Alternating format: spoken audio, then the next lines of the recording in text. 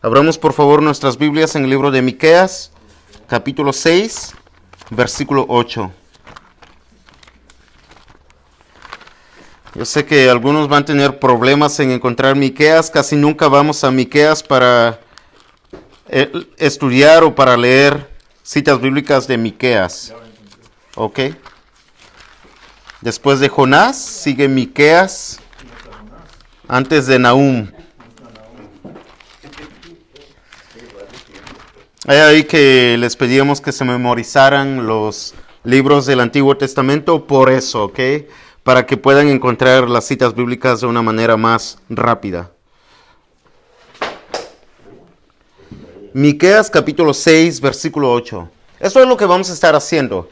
Durante los próximos domingos, durante todo el mes de enero, vamos a estar aprendiendo de memoria este versículo. Que el versículo 8 del capítulo 6 de Miqueas, de memoria. Para final de enero ya debemos tener este versículo de memoria. Ahora, ¿por qué este versículo? Bueno, porque toda la serie que vamos a comenzar el día de hoy, vamos a estar basándolo en este único versículo. ¿Ok? En este único versículo es donde vamos a basar toda la serie. La serie le vamos a titular Enfócate. Yo sé que es principio de año, es el primer domingo del 2021, así que hemos pasado 2020 con toda la pandemia, con todo el coronavirus. Lamentablemente no todos nuestros familiares viven, no todos nuestros amigos probablemente, muchos partieron de este mundo y muchos estamos dolidos. Nuestra hermana Reina está dolida, acaba de partir su mamá hace algunos días atrás, así que vamos a estar orando y seguir orando por nuestra hermana Reina, por toda su familia, para que Dios les mande el consuelo, el alivio, ese consuelo que solamente viene de Dios. De otra manera, se queda uno dolido por mucho tiempo. Pero la mamá de Reina, de hecho, fue bautizada hace algunos años atrás. Esperamos en Dios que Dios la salve y por su grande misericordia la veremos nuevamente en aquel día y también en las mansiones celestiales. Dios mediante.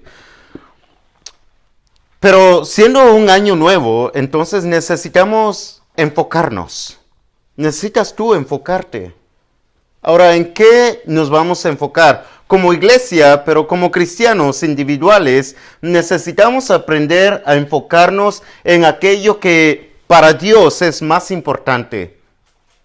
Y no hay otro versículo más importante en tan solo algunas palabras que nos digan lo que para Dios es más importante.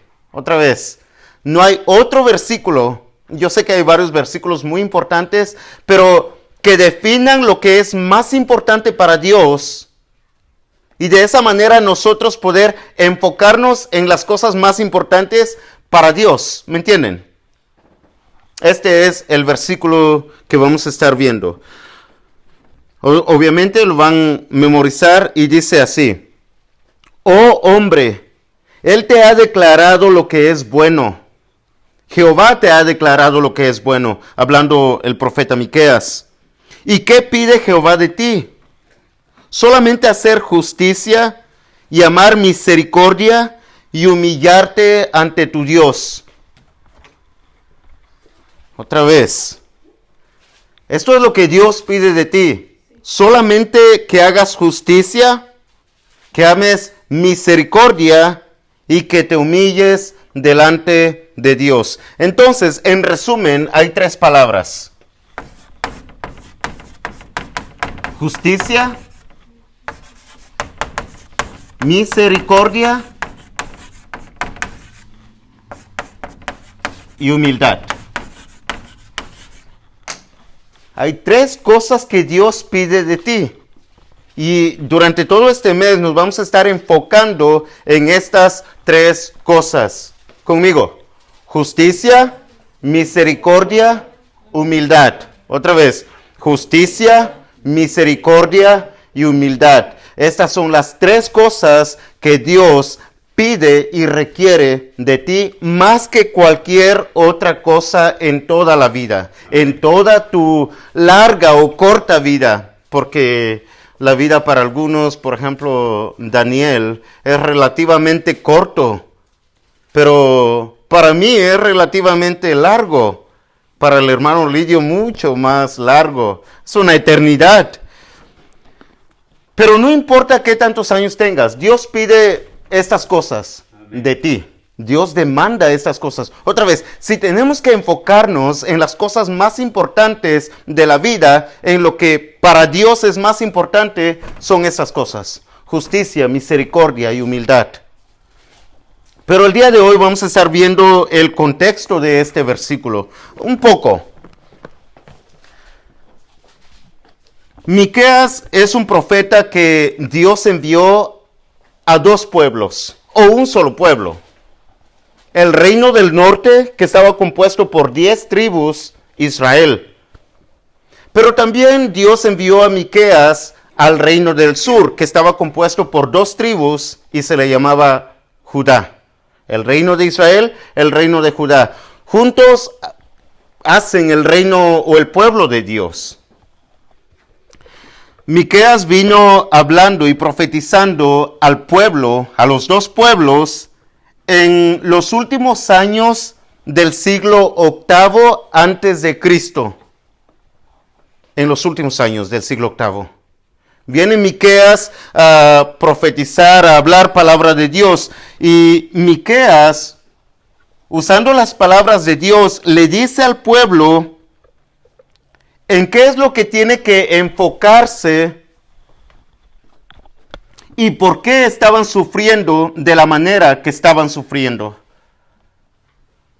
Ahora, de la manera que nosotros estamos sufriendo en este año es totalmente diferente de cómo ellos estaban sufriendo. Porque ellos estaban sufriendo, ahorita les digo, pero nosotros estamos sufriendo quizá por el coronavirus. Quizá por las amenazas de esta pandemia. Y no ha terminado uno y ya se ha levantado otro. Y viene en camino. Y probablemente nos toque, probablemente nos enfermemos. El pueblo de Israel estaba enfrentando padecimientos no por una pandemia, estaban sufriendo no por una enfermedad, sino porque una potencia mundial se había levantado y estaba amenazándolos. Esa potencia mundial eran los asirios. Asiria se había engrandecido, tenía los mejores ejércitos, la fuerza, la autoridad, o sea, la potencia mundial. Y vino y amenazó al pueblo del norte y al pueblo del sur también. Y viene Dios por medio del profeta Miqueas y les dice: ustedes necesitan enfocarse y les voy a dar las razones por el cual están sufriendo las amenazas de los asirios.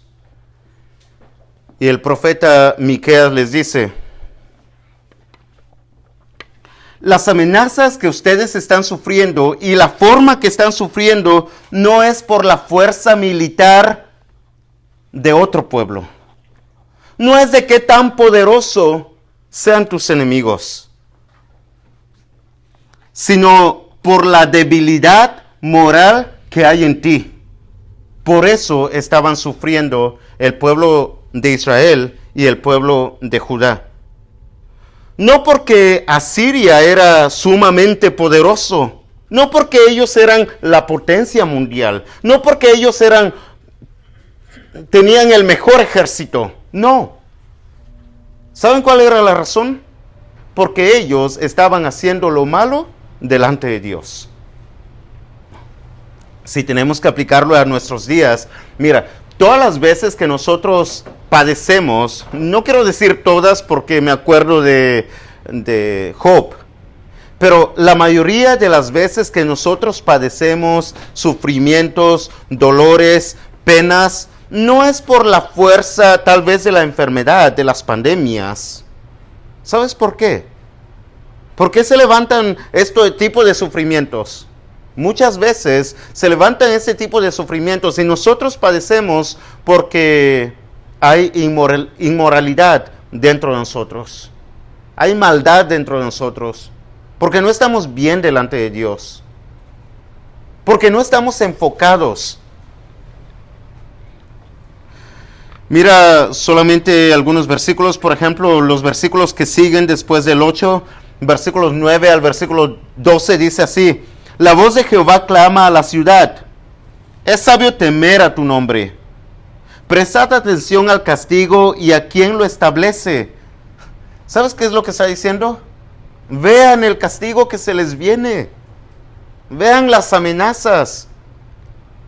Y entiendan las razones del por qué está sucediendo esto. Y cuestiona: ¿hay aún en casa del impío tesoros de impiedad? ¿Y medida escasa que es detestable? ¿Daré por inocente al que tiene balanza falsa y bolsa de pesas engañosas? Es que ellos fueron pesados y fueron hallados faltos. Nota la parte final. Ahí están algunas razones. Sus ricos se colmaron de rapiña, y sus moradores hablaron mentira, y su lengua es engañosa en su boca. Y hay algunas de las razones por las cuales ellos estaban sufriendo afrenta, amenazas.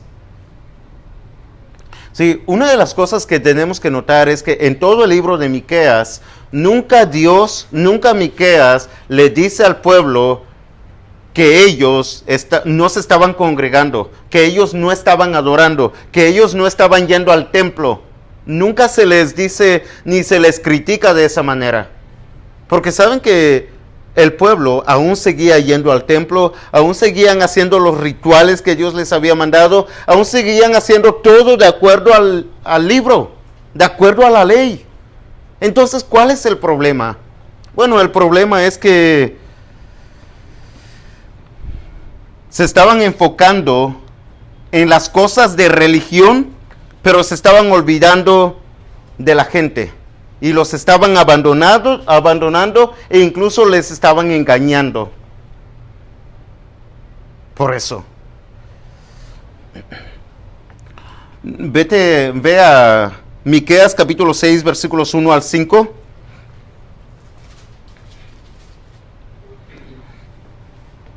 En estos versículos vamos a encontrar que Dios decide llevarlos a corte. No sé cuántos de ustedes han ido a corte. Yo sé que algunos. Yo he ido a corte por tránsito, iba speed limit, over the speed limit, porque me pasé una luz roja, amarilla era. Pero fui a corte. Y el sentimiento de entrar a corte, el sentimiento de que hay mucha gente ahí, no es bueno.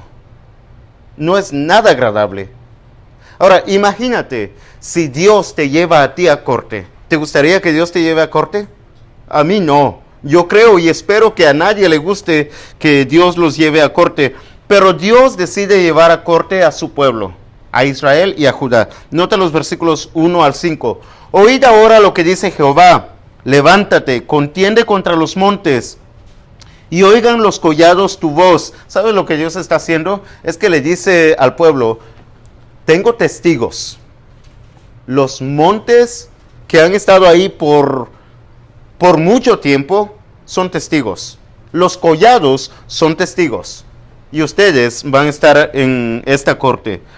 Dice después: oíd montes y fuertes cimientos de la tierra, el pleito de Jehová, porque Jehová tiene pleito con su pueblo y alterca con Israel.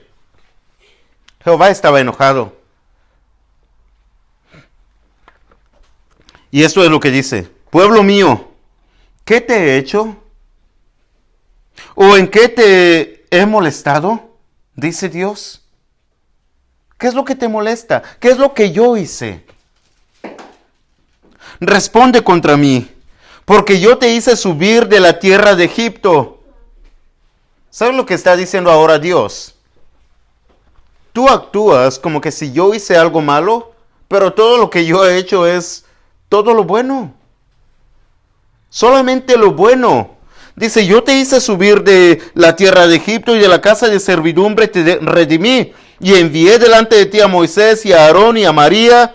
Pueblo mío, acuérdate ahora que aconsejó Balac, rey de Moab. ¿Recuerdas esa historia? que Balac quería maldecir al pueblo?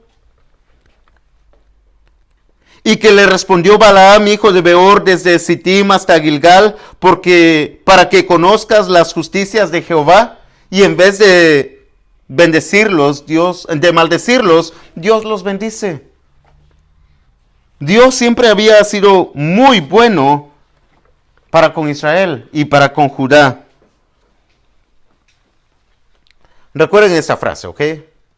Cuando nosotros perdemos el enfoque en cómo Dios nos ha tratado a través de nuestra vida, cuando perdemos el enfoque de cómo Dios ha hecho para con nosotros, la forma de cómo nosotros debemos tratar a los demás es empañada.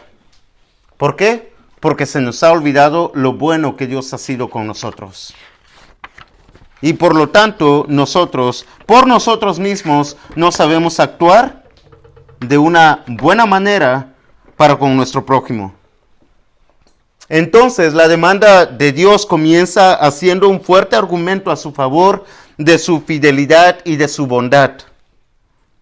Luego le recuerda que el problema no fue su falta de pasión, sino que se estaban enfocando en las cosas de la religión, pero se estaban olvidando de las cosas de la gente, del pueblo, de los menospreciados. Ve por ejemplo versículo 6, capítulo 6, versículos 6 al 8. Dice así: ¿con qué me presentaré ante Jehová? Preguntaría al pueblo. ¿Con qué me presentaré ante Jehová?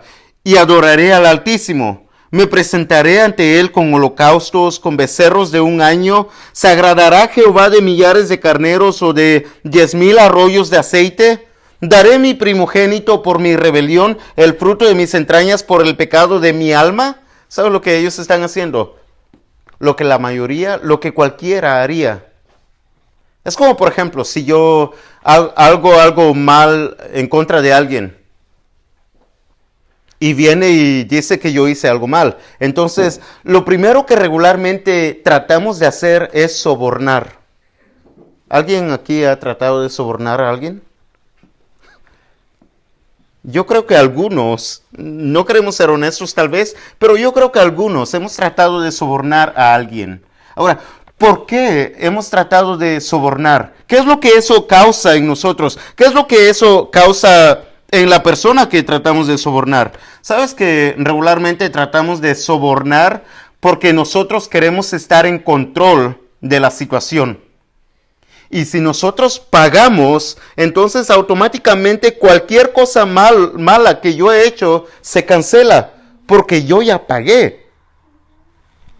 ¿O no? Entonces, la situación lo controlo yo. Y no quiero que nadie esté en control de esa situación. Y por eso tratamos de sobornar. Y es lo que el pueblo haría. Por eso preguntarían estas cosas. ¿Qué es lo que quieres, Dios?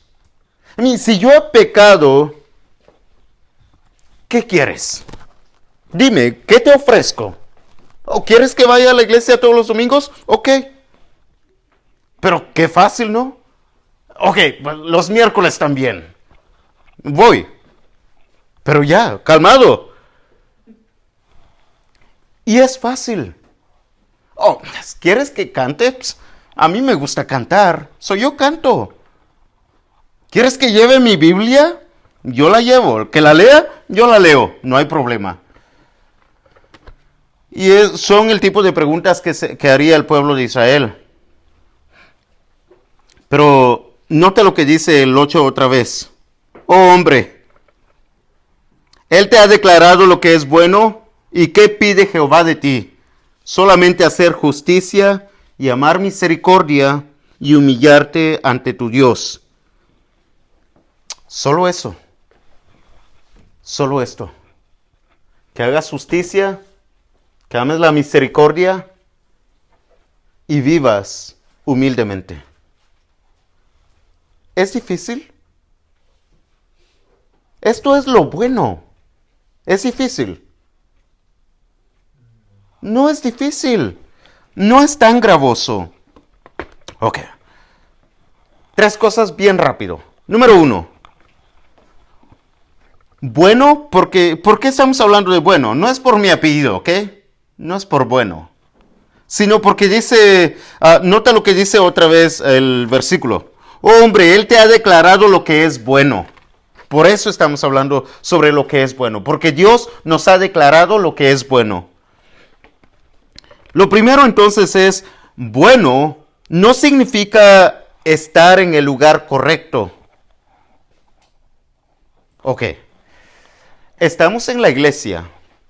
Y eso es bueno, ¿ok? Eso es muy bueno. De hecho, no hay un cristiano que pueda ser maduro. No hay un cristiano que tenga pasión por Dios. No hay un cristiano que vaya a ser salvo si no se congrega. Si no te congregas, automáticamente pierdes esas 3 cosas que he mencionado. Pasión a Dios, madurez espiritual y tu salvación. Porque congregarse no solamente es bueno, es un mandamiento. Entonces, pero bueno no es estar en el lugar correcto. Porque de nada sirve si vienes cada domingo y cada vez que la iglesia se reúne, pero una vez termines de aquí, te vayas y vivas como te plazca. De nada sirve. ¿Sabes lo que este lugar tiene que estar haciendo? Transformándote, formándote, moldeándote más y más a la imagen de Dios. De tal manera que cuando vayas allá afuera, practiques la justicia, la misericordia y la humildad. De otra manera, a nadie le sirve y no sirve para nada el hecho de que tú estés en el lugar correcto y hagas las cosas incorrectas. De nada sirve. Creo que la parábola del buen samaritano es un buen ejemplo. Yo sé que algunos conocen la parábola del buen samaritano. Lucas capítulo 10, versículos 25 en adelante. Vayan ustedes y lean esa parábola. Número 2. Bueno, tampoco significa hacer los pagos correctos. No. ¿Recuerdan lo que trataba de hacer el pueblo de Israel? Sobornar. Preguntaban a Dios, ok, ¿qué quieres que haga? Y a veces nosotros parece que actuamos de la misma manera. Ok, ¿qué quieres que haga? ¿Cómo quieres que trabaje en la iglesia? ¿Qué quieres que haga, Dios? Si yo lo hago, ¿perdonas mi pecado? Oh, es más, ¿quitas las consecuencias de mi pecado? Y otra vez, hacemos eso porque queremos sentir o sentirnos en control de lo que Dios siente hacia nosotros. Por eso, a veces tratamos de hacer eso. En la última parte de Isaías capítulo 1, la parte final dice así: lavaos y limpiaos, quitad la iniquidad de vuestras obras de delante de mis ojos, dejad de hacer lo malo. Y nota lo que sigue diciendo: aprended a hacer el bien, haz lo bueno. Y termina de esta manera: buscad el juicio, restituid al agraviado, haced justicia al huérfano, amparad a la viuda. ¿Sabes lo que está diciendo Isaías? Que es contemporáneo de Miqueas, que estaban viendo el mismo problema. Están diciendo esto: vayan y hagan justicia con todos, con los poderosos, pero también con los olvidados. Tengan misericordia con todos y vivan humildemente delante de Dios.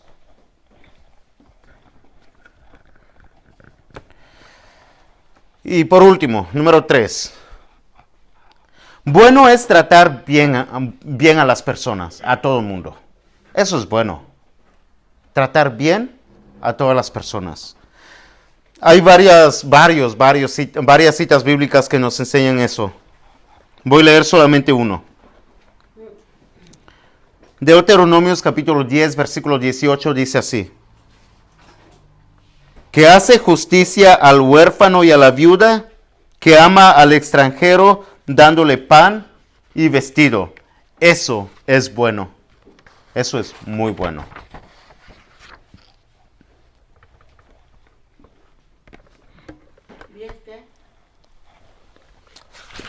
Deuteronomios capítulo 10, versículo 18.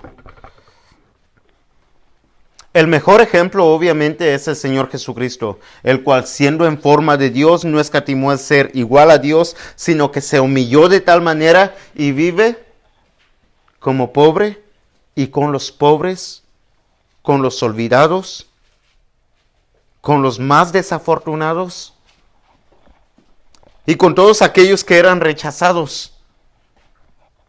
De esa manera tenemos que aprender a vivir. Ok. Un último punto y ya. Okay. Último punto. Bueno, podemos vivir de una manera muy buena, como Dios manda, pero no es suficiente. Porque lo bueno aún necesita las buenas nuevas. Lo bueno aún necesita las buenas nuevas de salvación. Porque ¿cómo Dios salva? ¿A quién salva Dios? ¿Aquel que es bueno? No, de ninguna manera. Una persona puede ser muy buena y no significa que sea salva. Pero una persona salva no solamente escucha el evangelio de salvación o las buenas nuevas, sino que atiende al llamado y obedece el evangelio de salvación. Amén. Y eso es realmente bueno y complementa la buena vida que tú puedas tener. Nota lo que dice Tito 3, 4 al 5. Pero cuando se manifestó la bondad de Dios nuestro Salvador y su amor para con los hombres, nos salvó. ¿Cómo? Dice, no por obras de justicia que nosotros hubiéramos hecho, sino por su misericordia, por el lavamiento de la regeneración y por la renovación en el Espíritu Santo. Por su gran amor y misericordia es que nos salvó. No por obras, pero el salvo practica la justicia, la misericordia y la humildad. Nos vamos a enfocar en esto, ¿ok?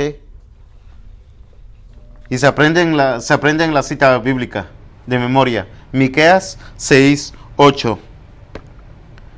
Si hay alguien que quiere ser bautizado el día de hoy, puede hacerlo. Hay agua. ¿Qué impide que seas bautizado? Dice la palabra de Dios. Vamos a abrir nuestros himnarios en el himno número 108. Yo sé que ya lo tienen abierto.